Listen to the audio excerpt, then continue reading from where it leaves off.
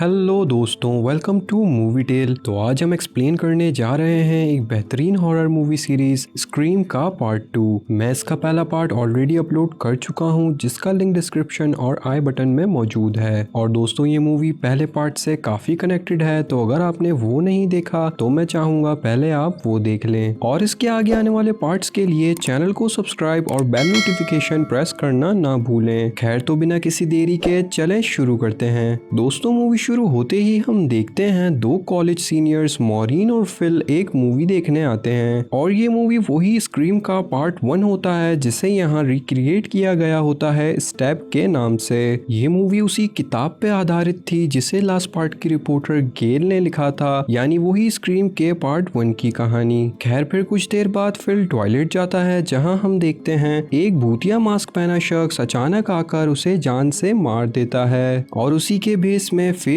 पे मास्क लगाए वापस मॉरीन के पास आ जाता है। वो उस किलर को पहचान नहीं पाती और उस बहरूपिये से धोखा खा जाती है। इतने में यहाँ मूवी का मर्डर सीन आता है और पूरे थिएटर में एक शोर मच जाता है और उसी शोर का फायदा उठाकर किलर सबके सामने ही मॉरीन को भी मार देता है। लेकिन कोई भी उसे पहचान नहीं पाता, क्योंकि जैसे कि सभी ने वहाँ भूतिया मास्क पहन रखे थे और सब ही कातिल की नकल कर रहे थे। मगर जैसे ही मॉरीन स्टेज पे गिरकर मर जाती है, फिर सबको यकीन आ जाता है और यही सीन शिफ्ट होता है और हम देखते हैं सिडनी को, जिसे आज भी लोग उस किलर के नाम से प्रैंक कॉल्स कर रहे थे। और फिर हम टीवी में कॉटन वेयरी का इंटरव्यू देखते हैं, जिसे लास्ट पार्ट के बाद बाइज्जत बरी कर दिया गया था, पर क्योंकि वो एक झूठे मर्डर केस का सही पर अक्यूज रहा था, तो आज भी कुछ लोग उससे दूरी कायम रखते हैं। अब उस हादसे के बाद से सिडनी यहाँ विंडसर कॉलेज में पढ़ती है और अपनी एक दोस्त हैली के साथ रहती है, पर अब वो ज्यादा समय अकेले कमरे में ही बिताया करती है, जिसपे उसकी दोस्त हैली उसे आज एक पार्टी की इनविटेशन देते हुए समझाती है कि उसे सब भुलाकर बाहर निकलना चाहिए और लोगों से मिलना चाहिए। इतने में यहाँ एक कॉलेज स्टूडेंट सिडनी से न्यूज देखने को कहती है और न्यूज देखते ही सिडनी को भी उन मर्डर्स का पता चल जाता है जो थिएटर में हुए, और ये भी कि वो स्टूडेंट्स इसी कॉलेज के सीनियर्स थे। वो ये सुनते ही परेशान होकर अपने दोस्त रैंडी के पास जाती है, वही रैंडी जो लास्ट पार्ट में सिडनी के साथ सरवाइव कर गया था और अब वो भी यहीं पढ़ रहा था। वो रैंडी से कहती है कि उसे लगता है फिर से वैसे ही सीरियल किलिंग शुरू हो गई है, पर रैंडी उसकी बात से इनकार कर देता है और उसे महज एक इत्तेफाक ही समझता है। इतने में यहाँ एक शख्स डेरिक सिडनी को ढूंढता हुआ आ जाता है और उसे किस करके शांत कर देता है, जिससे हमें मालूम होता है वो उसका नया बॉयफ्रेंड है। खैर, दूसरी तरफ हम लास्ट पार्ट की रिपोर्टर गेल को भी देखते हैं, जिसकी बुक पे वो स्टैब मूवी बनी और उस वजह से अब वो एक सेलिब्रिटी ही बन चुकी थी। लेकिन वो यहाँ इस नए केस को ही रिकॉर्ड करने आई थी और हम उसके एक नए कैमरामैन को भी देखते हैं, जिसका नाम जोल था। कुछ ही सेकंड्स में उसके पास एक लोकल जर्नलिस्ट डेबी सॉल्ट आती है, जो उसकी तारीफ करते हुए उससे कुछ सवाल पूछती है, पर गेल उसे रूडली इग्नोर कर देती है। फिर हम वहाँ के चीफ लुइस हार्टली को एक प्रेस कॉन्फ्रेंस करते देखते हैं और वो भी इस कॉन्फ्रेंस में इस हादसे को पिछले वाले से अलग ही बताते हैं। इतने में सिडनी वहाँ डुई को देख लेती है और खुशी से उससे मिलने भागती है। लास्ट पार्ट में जख्मी होने के बाद से अब डुई भी बेहतर हो चुका था। डुई उसे बताता है कि वो बस नए मर्डर्स के बाद उसके लिए परेशान था, इसलिए यहाँ मिलने चला आया। फिर वो उसे ख्याल रखने का कहता है और वो यहीं आसपास उसके लिए हाजिर रहेगा कहकर चला जाता है। अब यहाँ गेल अचानक सिडनी से ऑन कैमरा सवाल करना शुरू कर देती है और उसे बिना बताए वहाँ कॉटन को भी ले आती है, जिसपे सिडनी बहुत गुस्सा होती है और एक बार फिर इस पार्ट में भी उसे एक पंच मार देती है। कॉटन भी ये देखकर हैरान था, क्योंकि उसे लगा था गेल ने सिडनी के साथ इंटरव्यू फिक्स्ड किया हुआ था। खैर, अब डुई गेल से मिलता है और सिडनी से दूर रहने को कहता है और साथ ही में उस पे बहुत गुस्सा भी होता है, क्योंकि उसने अपनी बुक की कहानी में डुई को एक कमजोर और नासमझ पुलिस वाला दिखाया था। यहाँ सीन शिफ्ट होता है और हम देखते हैं सिडनी अपनी दोस्त हैली के साथ एक पार्टी में होती है, जहाँ कॉलेज के बाकी सब स्टूडेंट्स भी मौजूद थे। दूसरी तरफ हम एक लड़की सीसी को देखते हैं, जो कॉलेज के ही हॉस्टल में रहती है, मगर क्योंकि अब सभी स्टूडेंट्स पार्टी में जा चुके थे तो वो वहाँ अकेली होती है। कि इतने में उसे एक अननोन कॉल आता है और कोई आदमी उसे मारने की धमकी देता है। सीसी घबरा कर फोन काट देती है और घर पे सिक्योरिटी अलार्म सेट कर देती है, पर अफसोस वो किलर ऑलरेडी घर में आ चुका था और फिर वो उस पे अटैक कर देता है। वो अपनी जान बचाने की पूरी कोशिश करती है, पर अफसोस के साथ किलर उसे भी मारकर घर की छत से नीचे फेंक देता है। अब पार्टी में लोगों को ये पता चलता है कि हॉस्टल में पुलिस आई है, पर ये नहीं कि वहाँ सीसी मर चुकी है। इसलिए सब एक्साइटेड होकर सीसी के घर के लिए निकल जाते हैं, जहाँ हम उसी जर्नलिस्ट डेबी को भी देखते हैं जो वहाँ केस रिपोर्ट कर रही थी। और इस क्राइम सीन पे डूई और गेल भी मौजूद थे। अब दूसरी तरफ सबके जाने के बाद सिर्फ सिडनी और डेरिक ही पार्टी में अकेले बचे थे। और फिर वहाँ से निकलते वक्त अचानक वही किलर आकर सिडनी पे अटैक कर देता है। वो चिल्लाकर डेरिक को बुलाती है, पर वो घर के बाहर जा चुका था और दरवाजा किलर ने अंदर से लॉक कर दिया था। यहाँ सिडनी अपनी जान बचाती पिछले दरवाजे तक पहुँचती है कि इतने में डेरिक भी पीछे वाले गेट से उसे बचाने आ जाता है। वो सिडनी को छोड़ के उस किलर के पीछे भागता है और इतने में वहाँ डूई भी आ जाता है। लेकिन डूई जब देखता है तो वो किलर डेरिक के हाथ को जख्मी करके भाग चुका था। अब पुलिस सबका बयान लेती है और अगले सीन में हम देखते हैं इन्वेस्टिगेशन के दौरान इन्हें एक क्लू मिलता है कि जिस लड़की सीसी का कत्ल हुआ उसका असल नाम केसी था, जिससे मालूम होता है कि किलर अब उन्हीं लोगों को टारगेट कर रहा है जिनके नाम पार्ट 1 के विक्टिम से मिलते हैं। खैर अब सिडनी को अपने बॉयफ्रेंड डेरिक पे भी डाउट होता है, क्योंकि किलर ने सिर्फ उसे जख्मी करके छोड़ दिया था।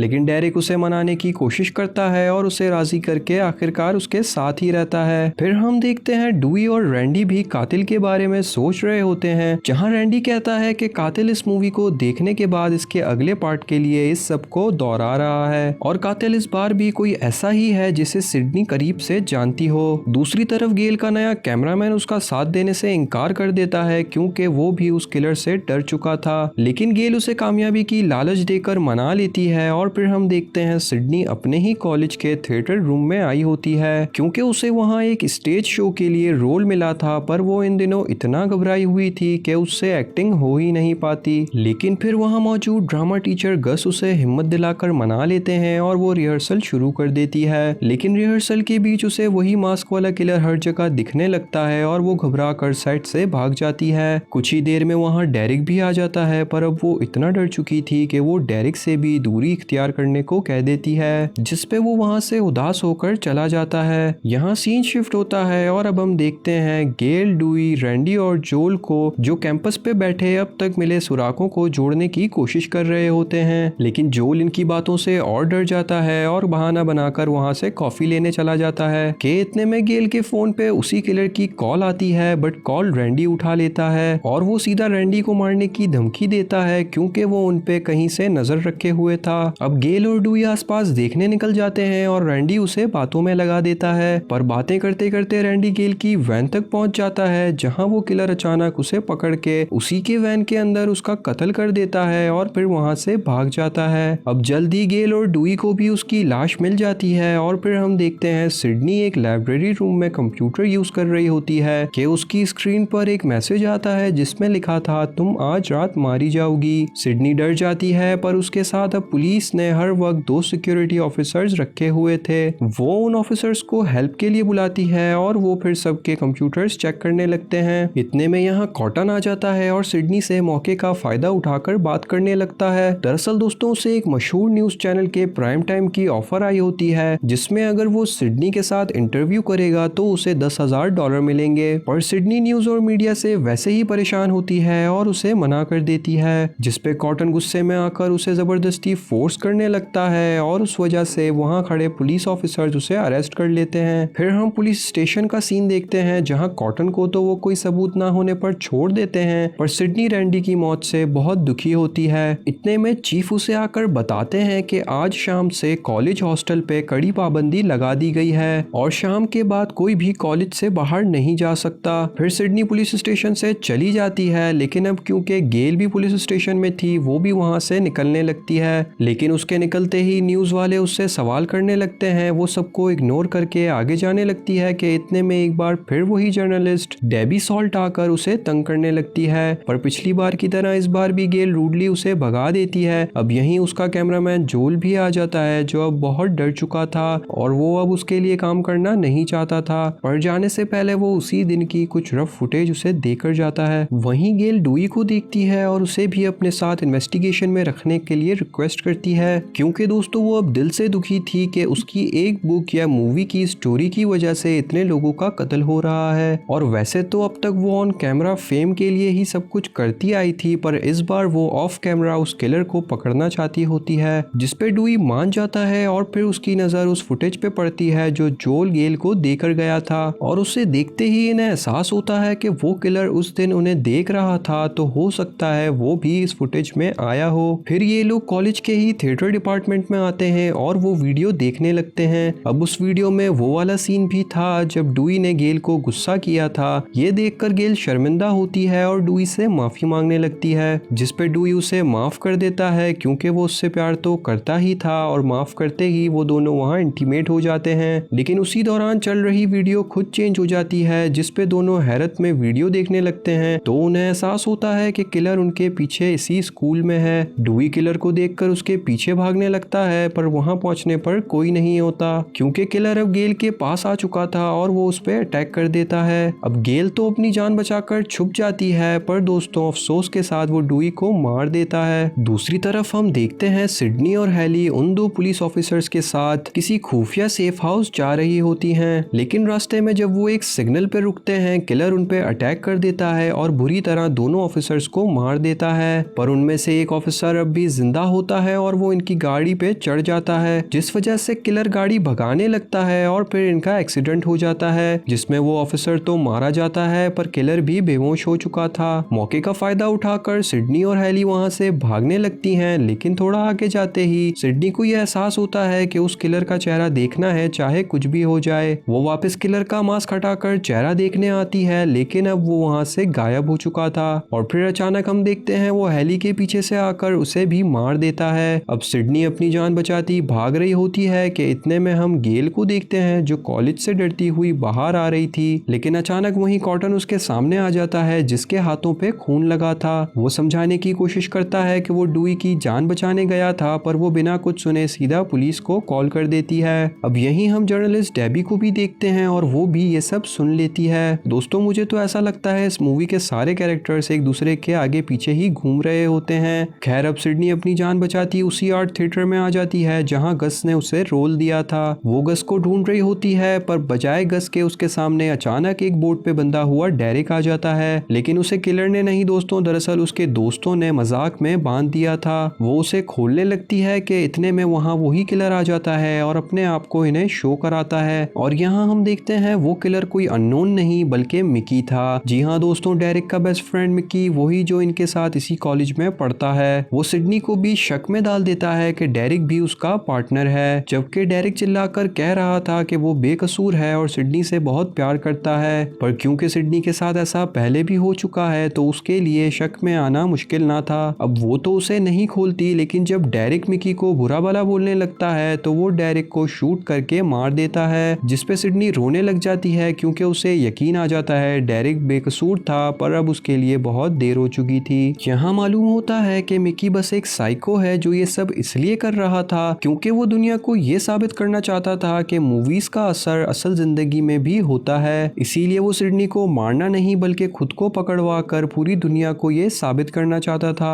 अब यहाँ कोई डेरिक की लाश को ऊपर खींच लेता है जिसपे वो बताता है कि उसका कोई पार्टनर भी शामिल है, और फिर होती है एंट्री गेल की। पर रुके दोस्तों, गेल वो पार्टनर नहीं बल्कि जो गेल को गन पॉइंट पे यहाँ तक लाई वो उसकी पार्टनर थी। और वो कौन थी दोस्तों? कोई और नहीं बल्कि वही जर्नलिस्ट डेबी सॉल्ट थी जो हमें बार बार क्राइम सीन्स पर नजर आती थी। सिडनी उसे देखकर शॉक हो जाती है क्योंकि वो कोई जर्नलिस्ट नहीं बल्कि लास्ट पार्ट के किलर बिली लूमीस की माँ मिसेस लूमीस थी, और उसने मिकी को डार्क वेब पे साइको किलर की वेबसाइट से ढूंढा था। उसका मकसद सिर्फ सिडनी से अपने बेटे की मौत का बदला लेना था, इसीलिए वो मिकी को भी काम हो जाने के बाद यहाँ मार देती है। पर मिकी मरने से पहले एक गोली गेल को भी मार देता है। अब यहाँ सिर्फ सिडनी और डेबी ही बचते हैं। इससे पहले वो सिडनी को मारती वो उसका ध्यान भटका कर भाग जाती है और थिएटर में लगी चीजों से उस पर अटैक करने लगती है, मगर उसका कुछ खास फायदा नहीं होता और डेबी अब भी बच जाती है और एक बार फिर सिडनी को पकड़ के मारने लगती है। मगर सिडनी कुछ ज्यादा ही लकी होती है क्योंकि इस बार भी मरने से पहले वहाँ कॉटन आ जाता है और उसकी जान बचाने लगता है। दोस्तों मैंने दरअसल जब ही कहा था इस मूवी के कैरेक्टर्स बस आसपास ही घूम रहे होते हैं। खैर कॉटन आकर इन पे गन पॉइंट कर देता है और मिसेस लूमीस उसे बहकाने की कोशिश करती हैं। उसे इंटरव्यूज, फेम, जो सब चाहिए था उसकी लालच देकर सिडनी को मारने का कहती हैं। पर दोस्तों जो भी था शायद वो शख्स अजीब बिहेवियर का था पर किलर नहीं था, इसीलिए वो सिडनी को नहीं मिसेस लूमीस को ही गोली मारकर सिडनी की जान बचा लेता है। यहीं हम गेल को भी देखते हैं जिसे गोली तो लगी थी पर वो भी लकीली बच गई थी। अब कुछ ही देर में वहाँ पुलिस बैकअप भी आ जाता है और हम देखते हैं जोल गेल का कैमरामैन भी उसकी मदद करने आ चुका था। जोल चाहता था कि गेल इस बार भी अपनी कहानी ऑन कैमरा आकर खुद ही सुनाए। अब इससे पहले वो रिपोर्टिंग शुरू करती वो डुई को देख लेती है जिसे पुलिस वाले एम्बुलेंस में ले जा रहे थे। वो डुई की तरफ भागती है और देखती है कि डुई इस बार भी लकीली बच चुका था, क्योंकि दोस्तों किलर ने जब डुई पे वार किया तो उसके उसी जख्मों पे किया जहां पिछली बार उसकी सर्जरी हुई थी। अब सर्जरी की वजह से उसकी चमड़ी काफी मोटी थी तो इस बार भी जख्म काफी गहरा नहीं हुआ।